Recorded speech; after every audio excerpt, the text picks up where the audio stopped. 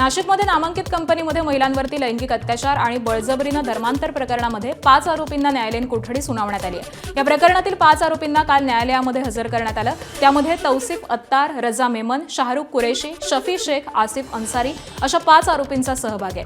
या सगळ्या आरोपींना न्यायालयीन कोठडी सुनावण्यात आली आहे। तर याच प्रकरणाची आरोपी आणि कंपनीतील एचआरला देखील गुरुवारी पुण्यामधून ताब्यात घेण्यात आलंय। तिला 13 एप्रिलपर्यंत पोलीस कोठडी सुनावण्यात आली आहे। या प्रकरणामध्ये दाखल झालेल्या 9 गुन्ह्यांचा एसआयटीनं तपास सुरू केला आहे। आरोपी मेहरबान न्यायालयात हजर करण्यात आले होते। एक जो पूर्वीचा गुन्हा आहे त्याच्यामध्ये एक महिला आरोपी हजर करण्यात आली होती, त्याच्यासाठीचे वकील दुसरे होते। आज इतर आरोपी जे हजर करण्यात आले त्यांच्या वतीने मी, बाबा सय्यद साहेब, हनीफ शेख आम्ही लोकांनी काम बघितलं। त्यांचा एक मुद्दा होता की आरोपी तपासात सहकार्य करत नाही। त्याच्यावर आमचं म्हणणं होतं की सुप्रीम कोर्टाने पण सांगितलेलं आहे की तपासात सहकार्य करणं म्हणजे काही आरोपींनी गुन्हा कबूल करणे नाही। त्यामुळे मला असं वाटतं की आज मेहरबान न्यायालय दोघांचा युक्तिवाद ऐकून योग्य तो हुकूम करेल। अजून हुकूम झालेला नाही आणि मागचे जे काही न्यायालयीन कोठडीचे हुकूम झालेले आहेत त्याच्यामध्ये आम्ही लवकरच जामिनाचे अर्ज दाखल करतोय। बॉलिवूड अभिनेता रणवीर सिंहनं काल नागपूरला दिलेल्या भेटीनं सगळ्यांचंच लक्ष वेधून घेतलं। त्याचा हा दौरा अत्यंत गोपनीय ठेवण्यात आला होता। यावेळी रणवीरने रेशीनबाग इथल्या डॉक्टर हेडगेवार स्मृती मंदिर परिसरामध्ये जाऊन आद्य सरसंघचालक डॉक्टर केशव बळीराम हेडगेवार आणि द्वितीय सरसंघचालक गोळवलकर गुरुजी यांच्या स्मृतीस्थळावरती आदरांजली वाहिली। संघाच्या स्मृती मंदिर परिसरामध्ये रणवीर सिंहनं काही वरिष्ठ पदाधिकाऱ्यांची भेट घेऊन त्यांच्यासोबत चर्चा देखील केल्याचं समजतंय। रणवीर सिंह दुपारी 4 वाजता चार्टर्ड विमानानं मुंबईहून नागपूरला आला। त्यानंतर रात्री 8च्या सुमाराला पुन्हा मुंबईकडे रवाना झाला। दरम्यान धुरंधर चित्रपट बॉक्स ऑफिसवरती नवनवे विक्रम प्रस्थापित करत असतानाच रणवीरनं नागपुरात येऊन केलेल्या या अभिवादनाची सध्या जोरदार चर्चा रंगली आहे।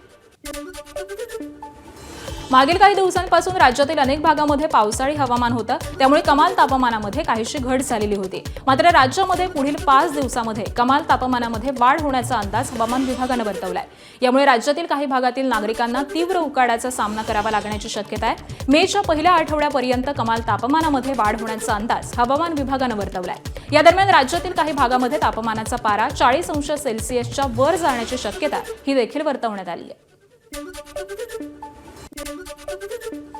म्हाडाच्या घराचं स्वप्न पाहणाऱ्यांसाठी आनंदाची बातमी आहे। येत्या आर्थिक वर्षामध्ये म्हाडा राज्यामध्ये साधारण 13,012 घरं उभारणार आहे। म्हाडाच्या मुंबई, पुणे, कोकण, नाशिक, अमरावती, छत्रपती संभाजीनगर, नागपूर या प्रादेशिक मंडळांमार्फत ही घरं उभारण्यात येणार असून घरांच्या बांधकामासाठी 2026-27च्या अर्थसंकल्पामध्ये तब्बल 10,585 कोटी रुपयांची तरतूद करण्यात आली आहे। विशेष म्हणजे मुंबईमध्ये येत्या आर्थिक वर्षामध्ये विविध उत्पन्न गटातील 2,538 घरांची उभारणी करण्यात येणार असून त्यासाठी 6,747 कोटी रुपये खर्च करण्यात येणार आहेत। म्हाडाच्या मुंबई, पुणे, कोकण, नाशिक, अमरावती, छत्रपती संभाजीनगर, नागपूर या प्रादेशिक मंडळांमार्फत ही घरं उभारण्यात येणार असून घराच्या बांधकामासाठी 2026-27च्या आर्थिक संकल्पामध्ये 10,585 कोटी रुपयांची तरतूद ही करण्यात आली आहे। आणि विशेष म्हणजे मुंबईमध्ये येत्या आर्थिक वर्षामध्ये 2,538 घरांची उभारणी करण्यात येणार आहे।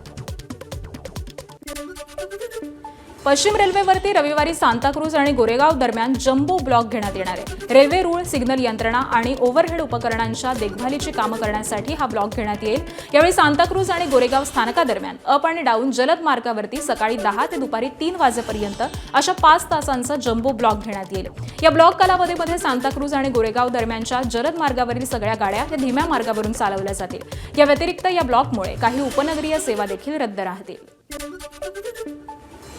कारगिल युद्धवीर महावीर चक्र पदक प्राप्त निवृत्त कर्नल सोनम वांगचुक यांचं वयाच्या 61व्या वर्षी हृदयविकाराच्या झटक्यानं काल निधन झालंय।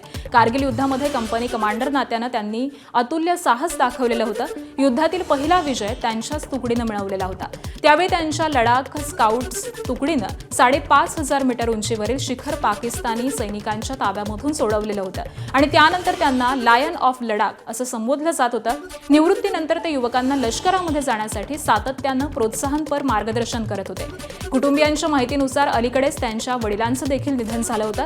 त्या संदर्भातील विधींसाठी ते लडाखमध्ये आलेले होते। या काळामध्ये सतत लोकांची ये-जा आणि मानसिक ताण यामुळे त्यांच्या प्रकृतीवरती परिणाम झाल्याची शक्यता ही व्यक्त केली जाते।